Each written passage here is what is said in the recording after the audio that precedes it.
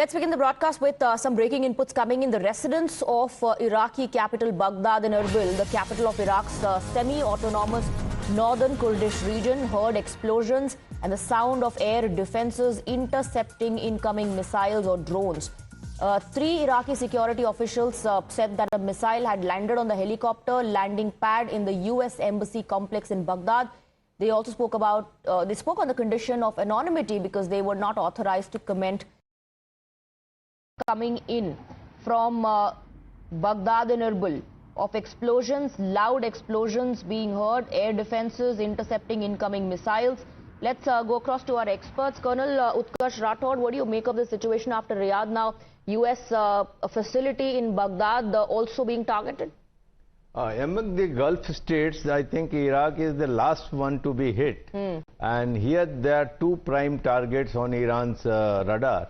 One is Erbil, because that is the Kurdish autonomous region, which is under heavy influence of America. And they are suspecting that there may be a ground operation from this side into Iran. Another is Baghdad and the place in Basra, where the oil facilities of Iraq are located. They are also being hit. So Iraq, Basra, Baghdad and Erbil are on the radar. They are being hit continuously for last 2 days. So Iraq is no longer on the side of Iran. And mind you, there is a credible proxy, Iraqi faction proxy supporting Iran. This is also there because for long this proxy has been providing conduit to the Hezbollah for transportation of weapons from Iran to Lebanon. This is the same conduit. Let's also take a look at the visuals. We have some more breaking inputs coming in now. This is about the attacks that took place in Erbil. There are visuals coming to fore of the blasts that have happened. Smoke was seen rising at the Erbil airport site and 3 loud explosions were heard. Sirens blare across Erbil airport zone. Security alert in Iraq's Kurdish region now. So there are visuals that have come to fore on the big screen here. We are looking at those visuals. The moment of the strike and the impact of that was caught on camera. Visuals coming in from Erbil. Baghdad and Erbil, people there have reported hearing loud explosions, blasts taking place. And this is the airport region that we are looking at that came under attack. Now, we are talking about the Kurdish region, but Captain Saxena, what we hear is that the Iraqi Kurds are actually trying to resist pressure. So, if you really see, how the war is changing and geopolitical situation, we know they have got a air superiority, US has got the air superiority, but they cannot get their own soldiers as a boot on ground because that will have a heavy repercussion back home, right? It's not acceptable. So what now the next strategy seems to be, they are giving a lot of weapons to these Kurds and which have been totally against this, current regime of Iran.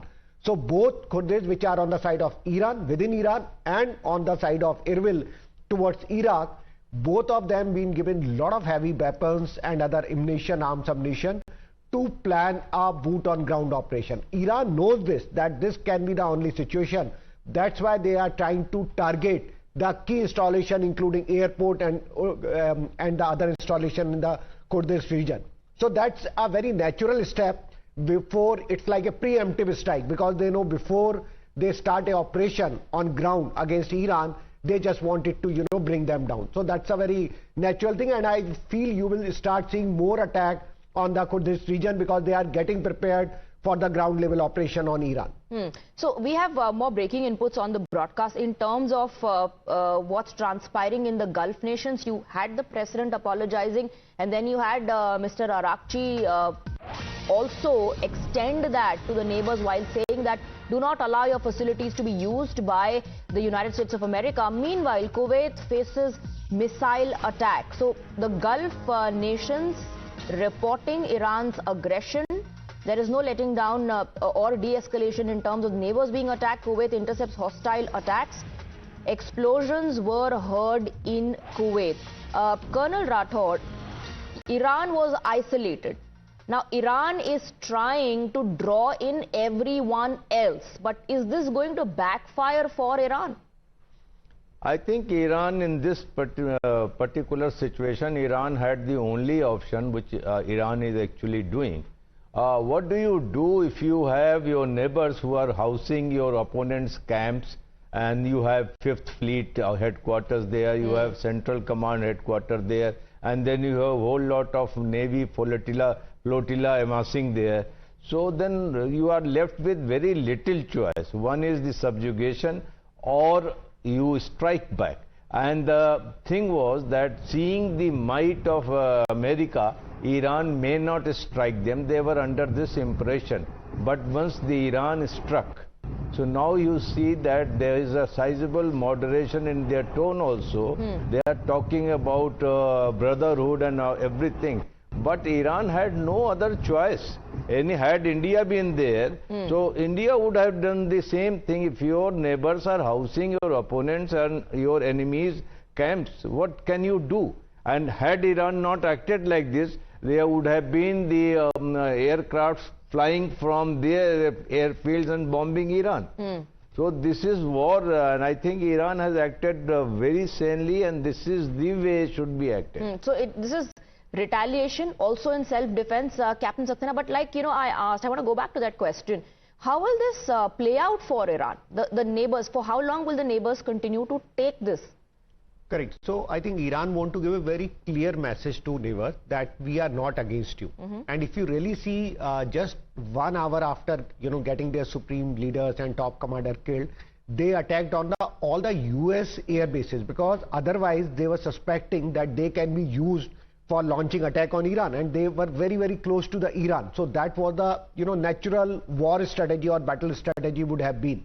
Now they also wanted to say that we are not against this Middle East country, and that's why when they see that some of these countries like Saudi and all started threatening that we will take the revenge and we will start action against Iran, they want to soften their stand.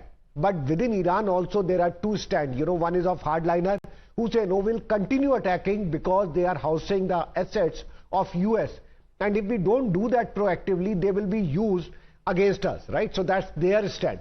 But there are other moderate groups which are now saying that, we need to, at least on this front, we have to soften down our stand and say we are not, now we have hit the assets of US, they can no longer use their air base, and we will not do till the time we see a active participation from these nations. So, it's a kind of catch-22 situation. Catch-22 for the neighbors as well, isn't it? They are also in a fix, Colonel Rathod, because yes, they'll keep intercepting these missiles, but if there ever comes a point to act in self-defense, the neighbors will choose to do that. Neighbors have a very limited choice, and I must tell you that there is a deeply entrenched suspicion for Gulf nation with Iran. There is an enmity. Iran being a Shia state, right, and Iran being over ambitious in its nuclear program, missile program. Nobody wants in the Gulf countries, doesn't want Iran to acquire that status. That is why no Gulf country has ever come out in open to criticize US or ask US to moderate its strikes over Iran. And this rivalry will go on, because the Gulf states are Sunni countries, this is Shia country, and very deeply entrenched animosity and suspicion is already there, always been there, and it will not going to go like this. So in a way, at the moment, at least peace does not have a chance, Captain Saxena? Yeah, so if you really see, just to elaborate, what Colonel Rathod was saying, that Saudi Arabia, he's a leader of like Sunni Muslims, and they want to have a, they have to be seen as the leaders in that region. But obviously Iran was one which was Shia dominated and was, always threatening that place. So in a way, Saudi was totally kind of collaborated or acted with US to ensure that, dominance of Iran in that region is taken out, right? So if you see these kind of enmity, now it has come out in the open, but otherwise it was always there between Iran and Saudi as two sects, Shia and Sunni, fighting for the dominance in that region. And most of the other countries, they are Sunni dominated, so they are also supporting Saudi and US in that region. So Iran has acted as per, they were all kind of supporting US against Iran. But only thing is now Iran is kind of being targeted and little bit isolated, though they are getting some tactical support from China and US from Russia, but it is not in open, right? So it's been isolated. That's also a very interesting angle in terms of, China being the most economic partner of Iran as well, Colonel Rathore. But China is also exercising a lot of caution, does not want to directly be involved.